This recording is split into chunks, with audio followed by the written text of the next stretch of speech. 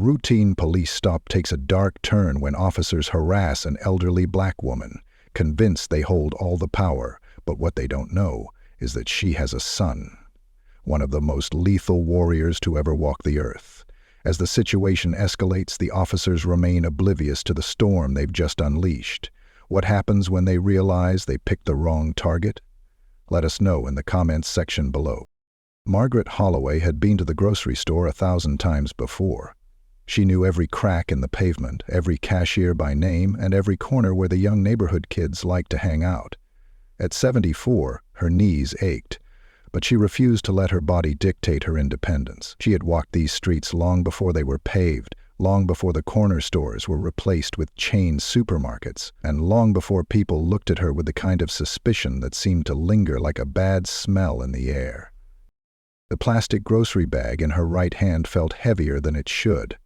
A carton of milk, some canned vegetables, and a loaf of bread. Nothing unusual. But it was the weight of the eyes on her that she felt the most. 2 police officers sat in a squad car across the street, parked at an angle that let them watch her every move. She noticed them the moment she stepped out of the store. It wasn't unusual. She'd seen cops sit there before, sometimes just idling, sometimes looking for trouble that wasn't there. Still, she kept her head high and her steps steady. The last thing she wanted was to look like she had something to hide. She was nearly home when she heard the short, sharp chirp of a police siren behind her. She stopped, turning her head slightly as the squad car pulled up alongside her. The passenger window rolled down, and a white officer, maybe in his mid-30s, leaned out. "Ma'am, can you stop for a second?" Margaret exhaled slowly. She wasn't in the mood for this, but stopping was the safer option. She turned fully, her eyes meeting his with patience, not submission. "Something wrong, officer?" she asked. The second officer, the driver, stepped out of the vehicle. He was taller than the first, stocky, with a shaved head and a thick jaw, the kind of man who probably never had to second-guess himself a day in his life. "You live around here?" the first officer asked. Margaret's lips pressed together. She knew the game.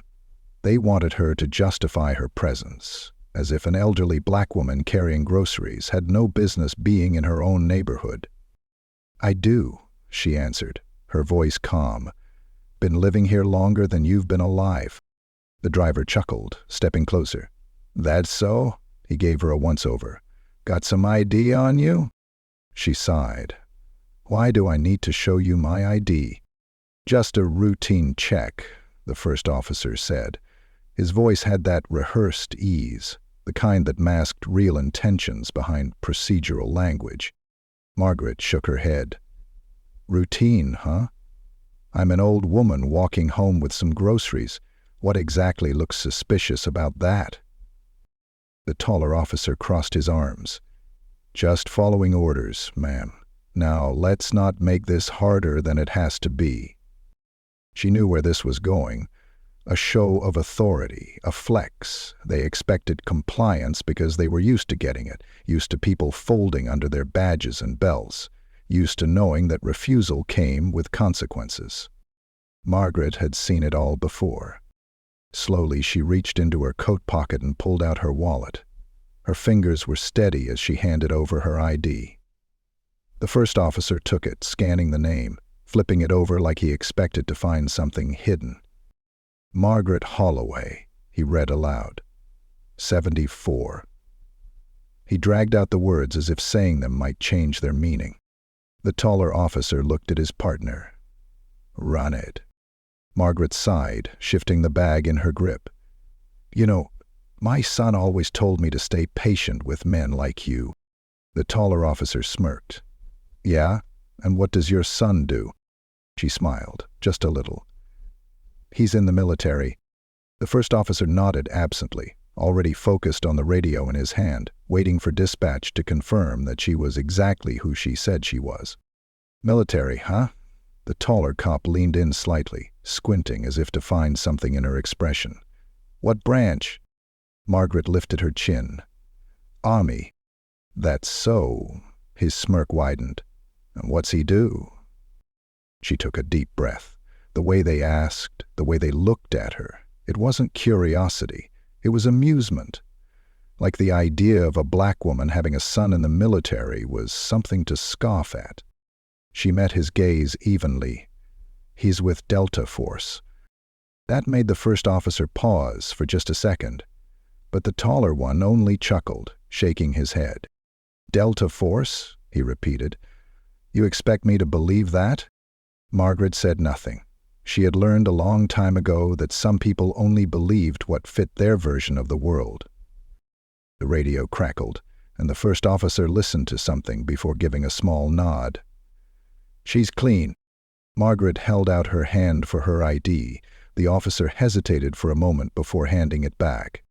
Sorry for the inconvenience, he said, but there was no real apology in his voice. Margaret took the card and slid it back into her wallet. No, you're not. She turned without another word, walking away. Behind her, the officers exchanged glances. Delta Force, huh? The taller one muttered. Like I'm supposed to believe that. The first officer shrugged. Even if it's true, what's the big deal? Margaret heard them chuckling as she walked, but she didn't stop, didn't look back. She had raised a son who could break men like them without breaking a sweat. And when he found out what had just happened, there wouldn't be anything routine about what came next. Margaret's hands were steady as she unlocked her front door, but inside, something simmered. Not fear, not even anger. Just the tired weight of knowing that even at her age, she couldn't simply walk home without being questioned like a criminal. She placed the grocery bag on the kitchen counter and sighed. The house was quiet, but it wouldn't be for long. She picked up the phone, her fingers moving with familiarity, dialing the number she never thought she'd need to use for something like this. It rang once, twice. Then a voice, deep and sharp as a blade. Mom! Margaret exhaled. Hey, baby. On the other end of the line, Major Isaac Holloway sat in his personal quarters on base, rolling his shoulders after a grueling training session. It had been a long day, but hearing his mother's voice instantly straightened his posture. He could hear something, in her tone, something she was trying to suppress. He leaned forward, elbows on his knees. What's wrong? Margaret hesitated, then sighed. Nothing I can't handle. Isaac's jaw tightened. His mother had always been that way, built from old steel, unwilling to let anything shake her, but he knew better. Talk to me, May, she told him. Not with emotion, not with anger, just the facts. A stop on the way home, 2 cops. The way they questioned her like she didn't belong. The way they chuckled when she told them about her son. Isaac's grip on the phone tightened. Names, he said, his voice dangerously calm. Margaret hesitated. It's not... Name. She sighed again, softer this time. One of them was Officer Kessler. The other one... I don't know. Bigger guy, shaved head. Isaac didn't speak for a moment. He stared at the wall, controlling the fire boiling in his chest. His mother had been harassed before, he knew that. She had lived through worse. But this was different. Did they touch you? No, baby. He exhaled through his nose. They disrespect you? They tried. That was all he needed to hear.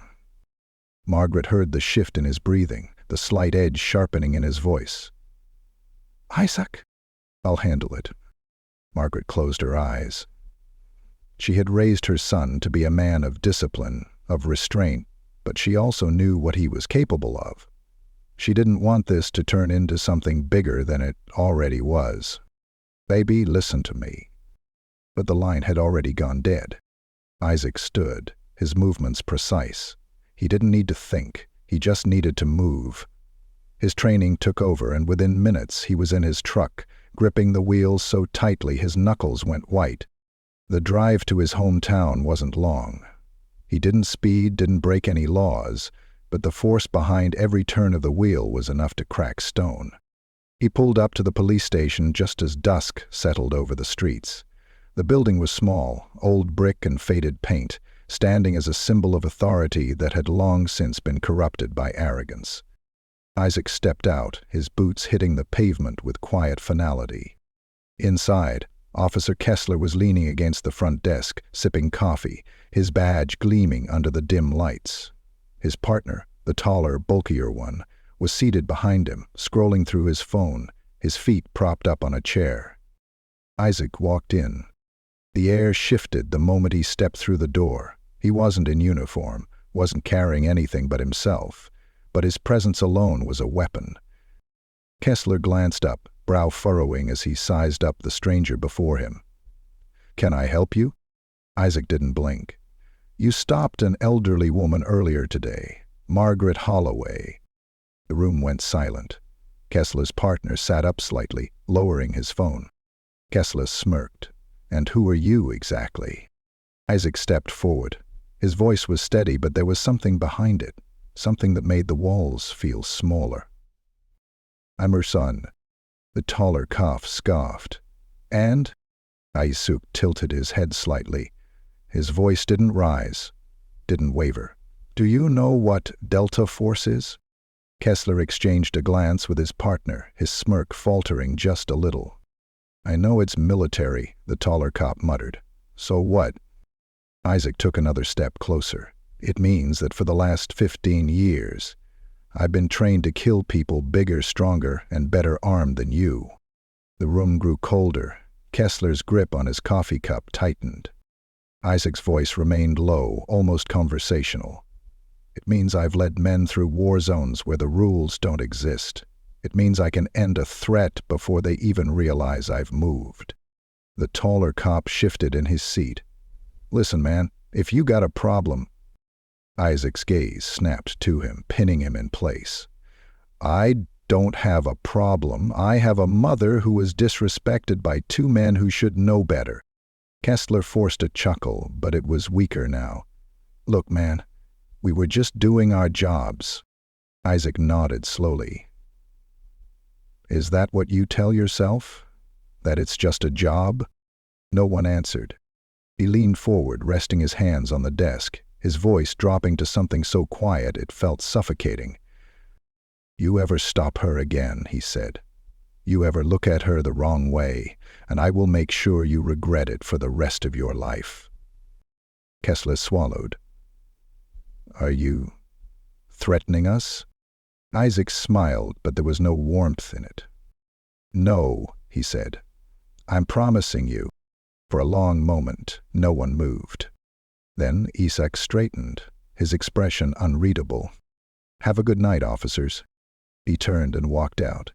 Kessler let out a breath he didn't realize he'd been holding. His partner shifted. "Who the hell was that guy?" Kessler wiped his palm against his uniform. His hands were shaking. "That," he muttered, "was the deadliest man I've ever met." Isaac stepped back into his truck, gripping the wheel. He didn't smile, didn't feel satisfaction. Because this wasn't over. Not yet. Officer Kessler hadn't slept well. His mind replayed the encounter with Isaac Holloway over and over. His voice, his posture, the terrifying certainty behind his words. The man hadn't raised his voice, hadn't made a single sudden move. Yet Kessler had felt more fear in those few minutes than in any foot chase, shootout, or riot he'd ever been part of. His partner, Monroe, had been quieter than usual too, though neither of them spoke about it. They just knew. Back at the station, the tension remained thick. It wasn't just them. Something had changed. The shift supervisor, Sergeant Wilkins, had called them both in early, saying the chief wanted a word. That wasn't normal. The chief didn't call in regular officers unless something had gone horribly wrong. Kessler and Monroe sat outside the chief's office, neither saying a word. The door finally swung open, and Chief Martinez, a tired-looking man with graying hair and a permanent scowl, waved them in. "You too," he grunted, rubbing his temples.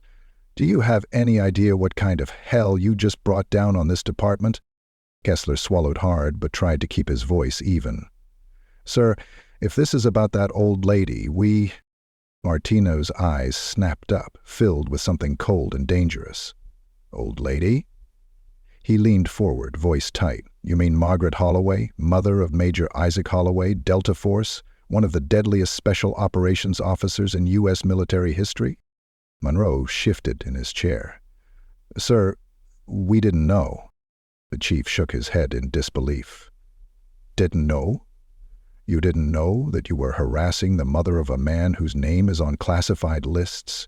A man whose team has operated in war zones that aren't even officially acknowledged? A man who, let me remind you, could make you both disappear and no one would even question it? Kessler's throat went dry. Chief, Martinez slammed his hand on the desk. Shut up. He leaned back, rubbing his temples again. We just got a call from some people way above our pay grade. Military brass, CIA, even a goddamn senator. They all had the same question. Why the hell is this department messing with Holloway's mother? Monroe paled. Sir, what do we do? The chief exhaled, his rage barely contained.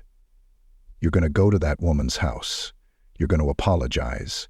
And then you're going to pray to whatever you believe in that Holloway doesn't decide to follow up. Kessler felt a pit form in his stomach.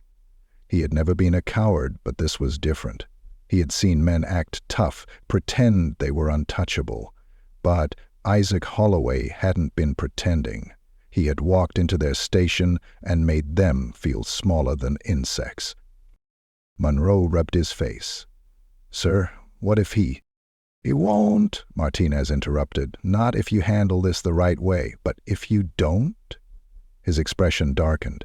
Then you better start looking for a new life, because if Holloway wants to, he can end your careers, your reputations, hell, even your futures. Kessler didn't argue, neither did Monroe. They just nodded, stood up, and left. The drive to Margaret Holloway's house felt longer than it should have. Neither of them spoke. The sun had just begun to set, casting long shadows over the quiet neighborhood. This was a good area, a clean area, the kind of place where people nodded politely but watched closely. Kessler parked the cruiser, turned off the engine, and exhaled. Let's get this over with. They stepped out, walked up the short pathway, and knocked.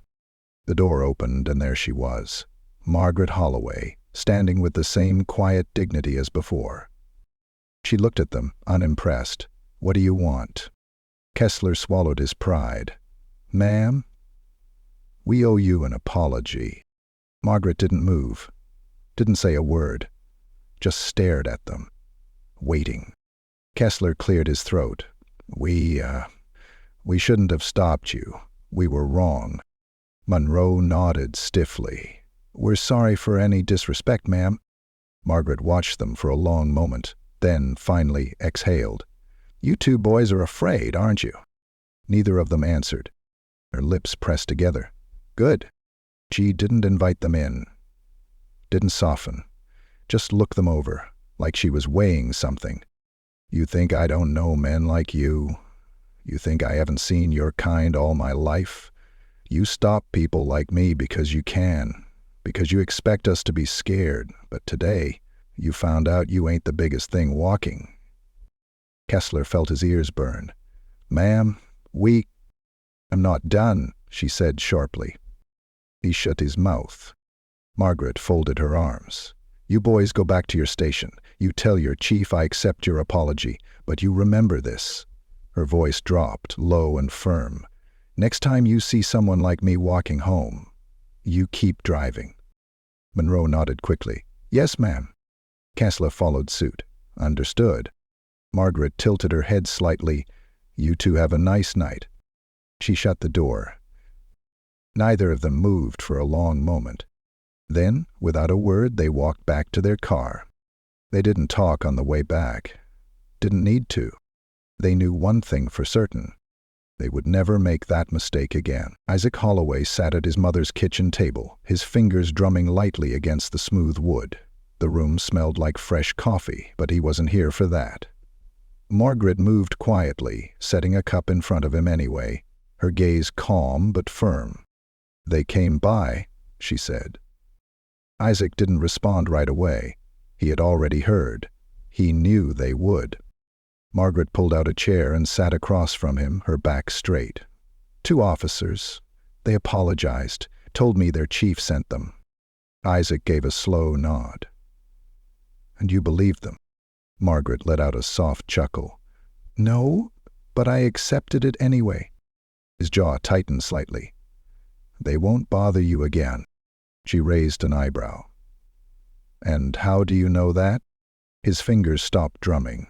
His voice was calm, but the steel underneath it was unmistakable. Because now they understand.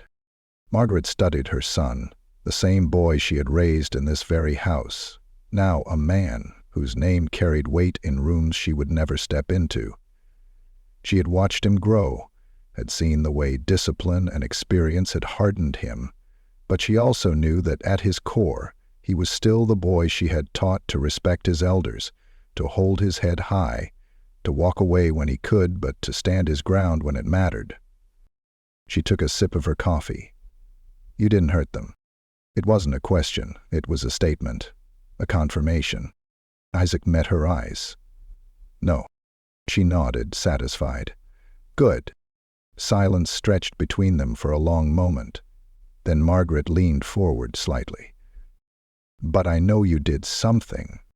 Isaac didn't smile, didn't deny it. Marguerite shook her head. What did you do? Isaac exhaled, shifting slightly in his chair. I had a conversation. Margaret scoffed. A conversation? Isaac nodded. One they won't forget. Margaret gave him a look, one he recognized from childhood, one that meant she wasn't going to let it go. So he told her. He had waited until their shift ended, followed them to their cars without them even realizing it. Kessler had been the first to notice, the first to feel it. That nagging sensation in the back of his neck, the awareness that something wasn't right. When he turned, Isaac was already there. Kessler had gone pale. Jesus Christ. Monroe, slower on the uptake, had frowned. What the hell do you want, man? Isaac hadn't moved. He had simply stood there, hands loose at his sides, eyes steady. I just want to talk. Kessler had glanced around, nervous, but the lot was nearly empty. The other officers had already left. Monroe had tried to puff up. We apologize to your mother. You got what you wanted. Isaac had stepped forward. No. His voice had been quiet, measured. What I want is for you to understand. Kessler had swallowed hard. Man, look. Isaac had cut him off. Do you know what fear is? Neither of them had answered. Isaac had continued, voice even. You think you know. You think it's that little rush you get when a suspect runs, or when you hear a gunshot in the distance. But that's not real fear. Monroe had scoffed. Oh, so now you're going to lecture us. Isaac had ignored him. Real fear is when you're in the dark, alone, and you know something is watching you. Something faster, something stronger. Something that isn't afraid of you at all. Kessler's breath had come faster, his fingers twitching. Isaac had leaned in just slightly. You felt that today, didn't you? Neither of them had answered. Isaac had nodded. Good. Because that's what my mother felt when you stopped her.